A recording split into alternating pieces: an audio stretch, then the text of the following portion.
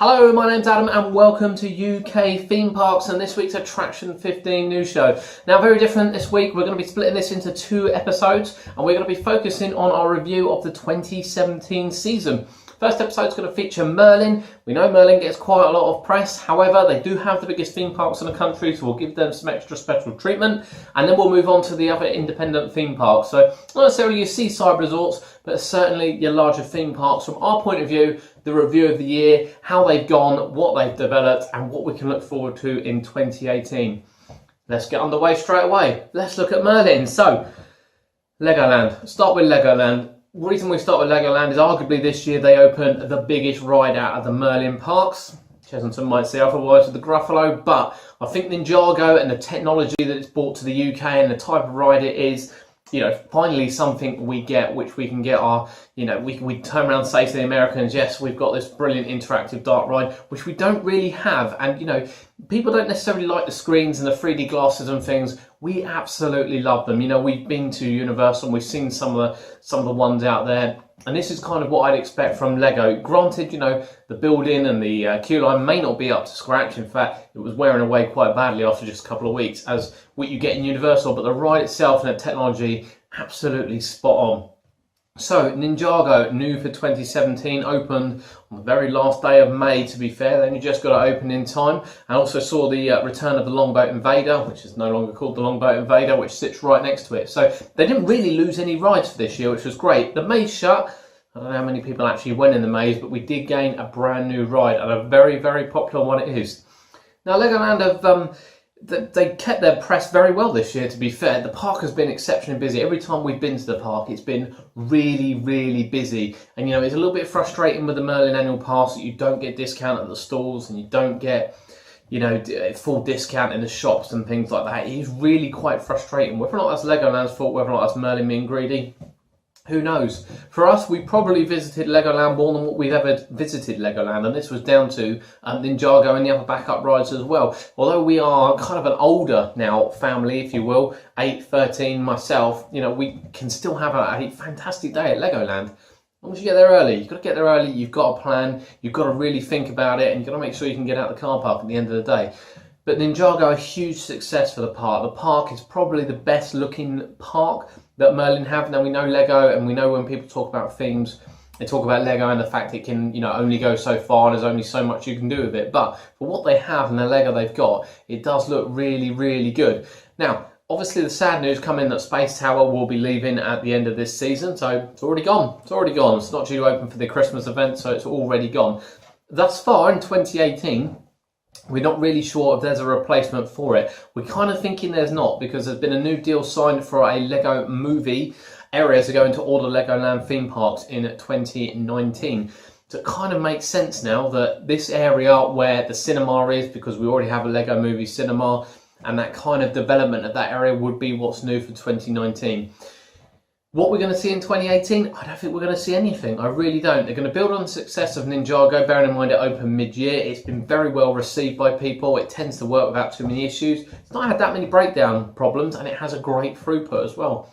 So Legoland, great, thumbs up. I'm sure Merlin are very happy with Legoland's performance this year. Whilst we'd like the prices to be in line with the other theme parks, and we'd like the discount to be in line with the other theme parks, if you plan your day correctly, and maybe pick your time of year to go, you can have a great day at Legoland.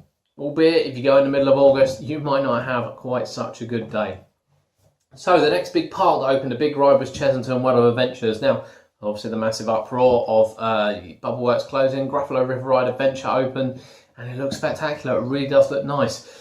The park has been suffering with investment, arguably, for quite a few years now. And we saw a new carousel, and we've seen the Gruffalo River Ride Adventure. And whilst people weren't very happy about the carousel, because it's taken away the heritage of Chesington and kind of replaced it with their static theme of animals, the direction of the park going back to the zoo is quite evident. Now, we have a 2-part series coming up at the end of the year about Chesington that we filmed at the park to kind of explain what they're doing and how we perceive the park going forward. So do keep an eye out for that.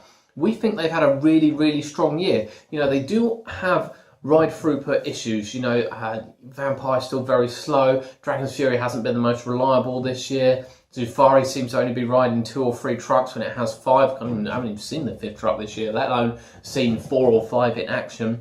So there are still improvements to be done at Chessington. Some areas are looking very tired, some areas still look really, really good. But Gruffalo River Ride Adventure, no expense was pulled on this. You could always argue, and we will always argue, and this is the case with all theme parks, it's not just the case of Chessington in the UK, that when you look at the spectacular models and animatronics that Disney come out with, or even Universal come out with, we do get stuck with some really kind of clunky looking ones at the theme parks over here, and the Gruffalo is no different on that front, but it is beautiful inside, and you really got to hand it to them with the lighting.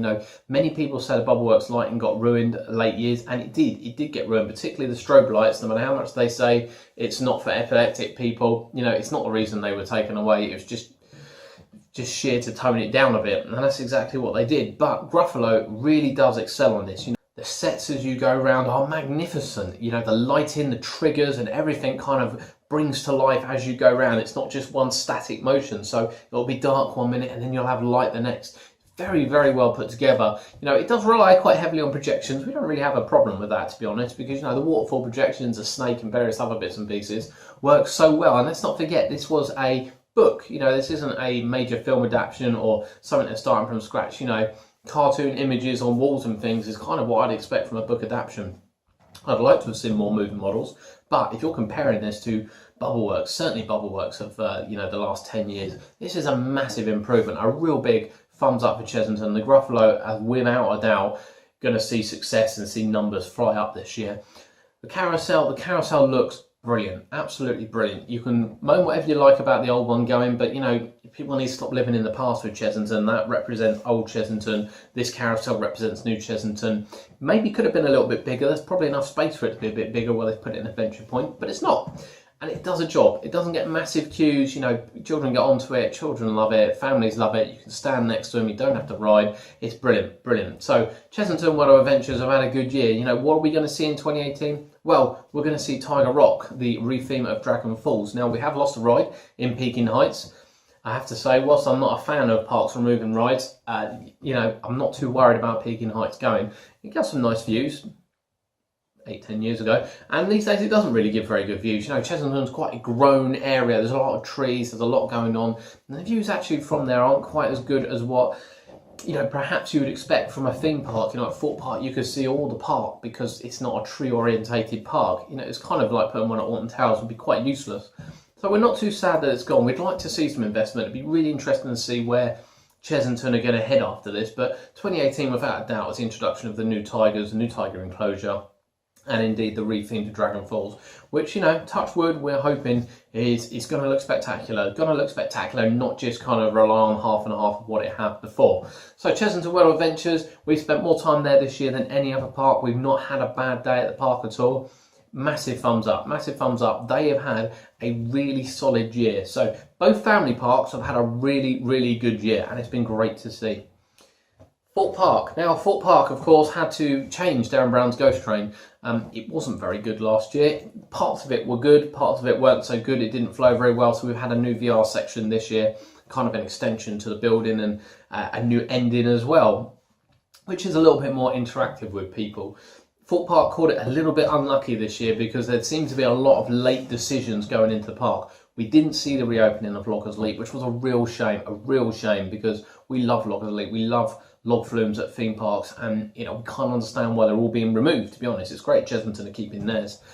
But we didn't see the return of Loggers Leap. And then Slammer obviously didn't open. Not only did it not open this season, it's not going to open again. The ride is gone. The ride's likely to be removed. Apparently it's up for sale. I can't believe anyone's going to be buying it. The problems that Thorpe Park have had with it and the money they've ploughed into it, and they still can't get it working. So I think that ride's probably going to go to scrap. It's a shame there's not a museum for these kind of things. It would sit quite nicely there as a statue of never working Slammer. But there we go. It's not going to be doing that. It's not going to be doing that. It's going to be scrapped, we believe.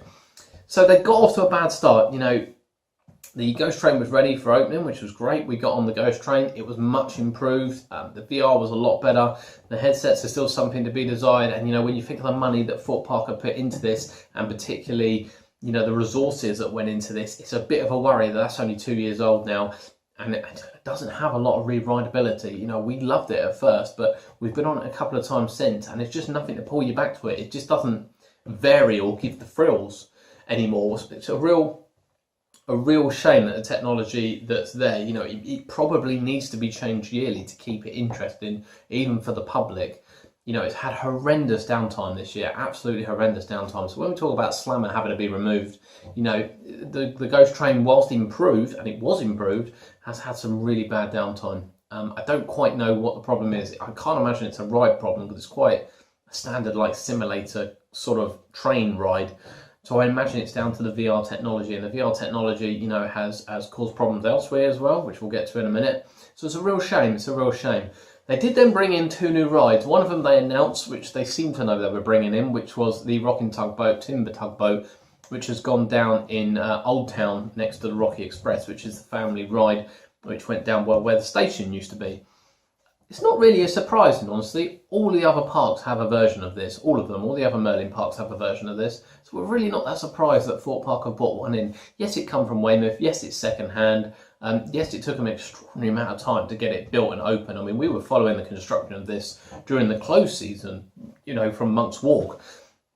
And yet it still wasn't open until sort of May. It was very strange, very strange. May, it might have been mid-April actually, just started. It missed Easter. I know it missed Easter. It might have been end of April and the beginning of May. But, you know, for a tugboat, these things sort of travel. Very, very strange that this didn't get open quick enough. But it's there.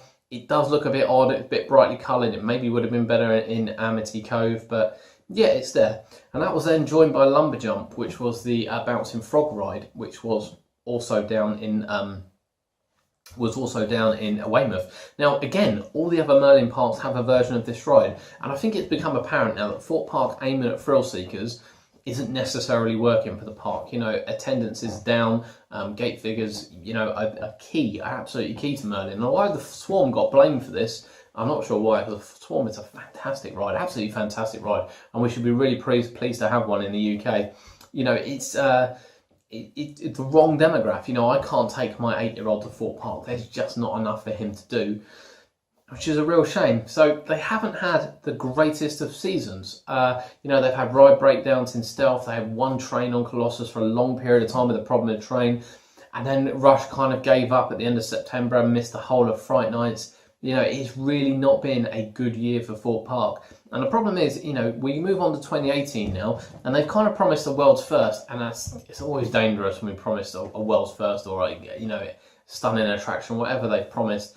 You know, will it be a permanent walk-in dead maze? Maybe it will be a permanent walk-in dead maze. It shouldn't be, because these are for Fright Nights, and you know, I'm a Celebrity is already dreadful no matter what they do to it every single year. So we really hope it's not that. You know, we've heard rumours of X closing, and funny enough, when we did a backstage tour a couple of years ago, they were planning on closing X, Slammer and Loggers Leap in the same year to save money, but then only chose to close Loggers Leap, and now Slammer's given up. You know, X is an amazing family roller coaster, it really is.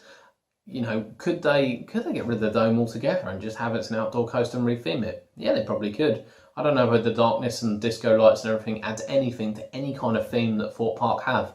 You know, but it's a good roller coaster. There's no reason for it to run 2 trains. You run 3 trains, you advertise it, you bring it down, you spend the money to get it at 1 metre. Why would you shut it? So we don't think they will shut it for next year. I'd be very surprised if Thorpe Park are in a position to close any rides, to be honest with you.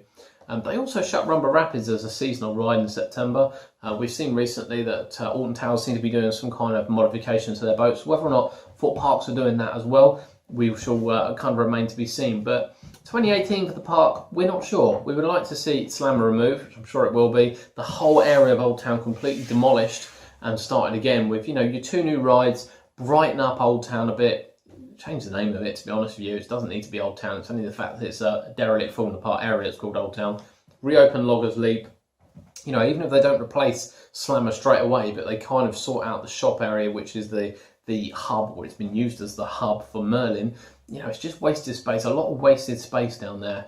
I can't see them getting a new roller coaster anytime soon. I think Darren Brown's probably taken a lot of resources out of them, and as it's widely reported, you know, the first 2 years of a new attraction is paid for by Merlin, and then Thorpe Park have to pay for it. So, you know, Darren Brown is going to be a massive resource drain And I worry a bit for Thorpe Park in 2018. I do worry that it's not going to live up to standards. They haven't had the best year this year, and when you hopefully watch the Chessington documentary, you'll see where Chessington kind of went from superstar park to where it is now. In fact, not where it is now, where it was 5 years ago, and where it's going back to now.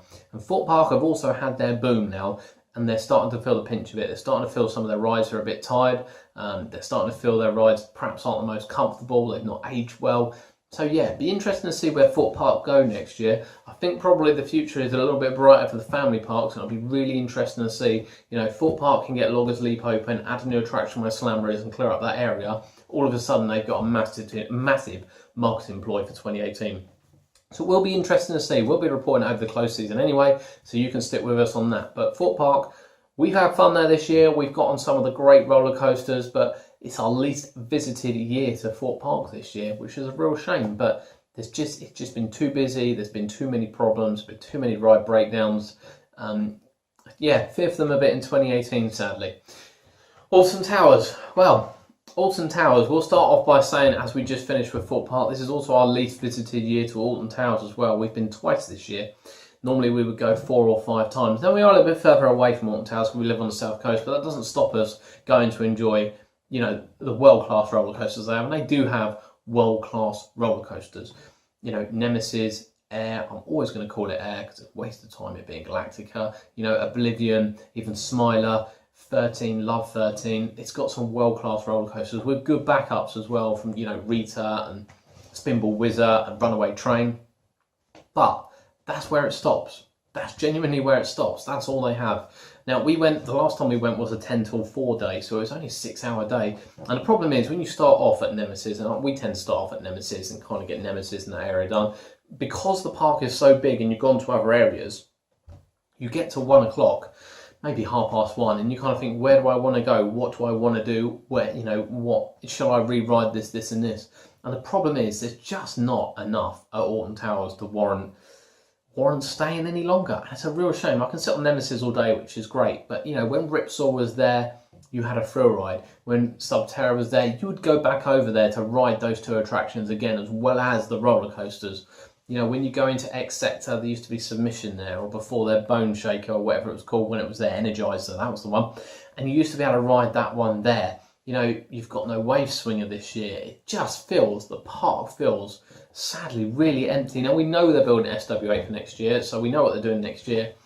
But this year, they are obviously still recovering from the Smiler incident. We don't want to touch too much on the Smiler incident because that's been running fine. It's had no real breakdown problems, and it's it's a good ride. It's not great, it's a good ride, and it's certainly a crowd pleaser.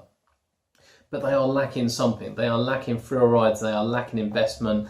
Investing in CBeebies Land is not going to get the people in, perhaps like investing in Peppa Pig World at Portons Park, or investing even in Thomas Land at Drayton Manor is going to do. We know that CBeebies Land is popular, but people associate Alton Towers more with the big roller coasters. So SW8 will help that. But as far as it goes this year, both the occasions we've left the park by 2 o'clock. There's just been no other option. There's just, whether it be a little bit of rain, whether it be anything else, there's just not enough to drag us back to the other side of the park.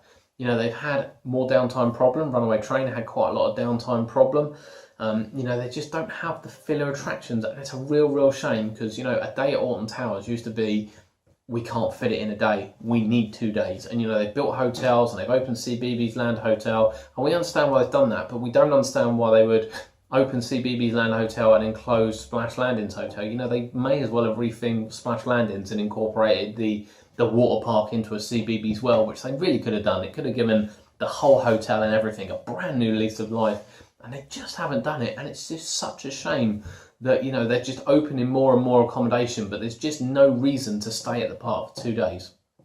Now 2018, the TLC program this year brought Hex back, which was great. Audio still a bit high pitched, but it looks fantastic, and it's great to have Hex back. It is the best dark ride in the UK, bar none, best dark ride in the UK. But they've taken away kind of as much as they've given. The Ice Age Cinema was a great family attraction, gone, completely repainted over, no sign of it, not even like it shut for a year for cost cutting. it's gone, absolutely gone. They've got a perfectly good cinema there, which they could have got the rights to absolutely anything, and Cloud Cuckoo Land looks empty. So 2018, what do we expect to see? Well, we expect to see SW8 open. 100% expect to see SW8 open. The new wooden roller coaster, it looks really good. We know it's going to be Wicker Man. It doesn't matter how much the park try and hide it. We know it's going to be a Wicker Man theme. It's a bit shame it's a dark theme because, it'd be nice of them to try and get families back to the park because, the thrill seekers will go for the big roller coasters that are there, but they've shut so many family rides that it could have done with a family roller coaster. But the height restriction will be interesting to see what the height restriction is on it. Are we going to see anything in Charlie and Chocolate Factory? No, I don't think we are, which is a real shame as well because Gruffalo would have worked really, really well there. Or even, making, rather than putting kind of the Lego movie area into Legoland, it would have worked really, really well at Alton Towers up in Cloud Cuckoo Land because Cloud Cuckoo Land is just dead. It's a dead area. Do we expect the Wave Swinger to reopen? Yes, we do expect the Wave Swinger to reopen, and nothing in the world, no matter how much anyone puts in the comments or anything, is going to persuade me that it was pure cost cutting that they've shut that this year. It is only a Wave Swinger. The reason to shut it for 18-month refurbishment is just absurd, absolutely absurd, and I will not change my stance on that. It needs to look spectacular when it reopens next year. I don't expect to see anything in the cinema. It's just, I don't expect Subterra to reopen either. I don't expect anything other than the game to stay where Ripsaw was. So again, I fear for the park in 2018. I think that the SW8 is going to drive the people back in and hopefully build a foundation back to the park, improving on the next couple of years. But as far as I'm concerned, they need to be looking to reopen a couple of rides and add in some new rides next year, not just SW8. It's about time we were treated to a good thrill ride. It's about time they got something into these buildings that are there. I fear for Alton Towers. This year has been arguably, as far as I'm concerned, the worst year for them. We don't have a lot of redeeming factors to say about the park. Nemesis and Hex speak for themselves, and it's worth the visit to go and see those, but that's really all there is. 2018 would be really interesting to see. I don't agree with the TLC program. They should be able to do this without shutting them for a year, but I think that potentially we may lose Jewel in 2018 for the TLC program, and SW8 will take the focus of Gloomy Wood, which is its location. Jewel is in terrible condition. It's the worst condition I've seen it in ever. The lighting's wrong, the effects are broken, the guns are old and clanky, they're really difficult to use. It just looks tired. It looks really, really tired. And you think about Toon Blasters it certainly had an internal fix. However much people didn't like it, it's had an internal fix. They really need to make the kind of decision what they're going to do with that. It's never going to go back to a haunted house. The interactivity of it, I'll be very, very surprised they ever took it back to an haunted house. I think it will stay as an interactive experience. But let's see. Let's wait and see. 2017, sorry, not a great year for Alton Towers. 2018 will be really, really interesting to see, what else is open with SW8 and Wicker Man, because, we have high hopes. We love visiting Alton Towers. We love visiting it, but there's just not enough there. There's really not enough there to keep us interested. And the problem is the 8-year-old's too old for CBeebies. And then some of the rides that he enjoyed, Charlie and Chocolate Factory and Chair Swings and, the Flume and things, they're just not there anymore. And it's a real, real shame. I don't know who's making the decisions up there, but they need to take a step back and, add some rides back in for us to enjoy, because that's just what the park's needed. Everyone's been telling them that for years. No one seems to be listening. I don't think they needed another roller coaster. If they'd have opened 3 or 4 thrill rides over the course of 2 years, I think everyone would be happy. But let's wait and see. Let's wait and see. We're not going to write off a wooden roller coaster because we're thrilled to have a wooden roller coaster finally come to one of the Merlin parks and one of them take a sink, and we're really, really pleased it's going to Alton Towers because they're the ones they deserve it the most, and that's where John Wardley wanted one to go. So can't wait for the wooden roller coaster, but 2017, bit of a bust for Alton Towers as far as we're concerned, with very little in the way of redeeming highlights. 2018, fingers crossed, we get it right. We get it right. So that is it. That's our review of the Merlin parks for 2017. What do you think? Leave your comments below. Head over to our Facebook page. Leave your comments there. Be interested to think how your visits were to the park this year. Whether or not it was a fun-filled day. Whether or not you thought there were problems. Whatever you think, share it with us. Let us know. Comments below or over on our Facebook. My name's Adam. This has been Attractions 15. This week's show was a review. We've got a second part of the show coming up with the rest of the theme parks as well from the UK. Thank you for joining me, and we'll see you next time.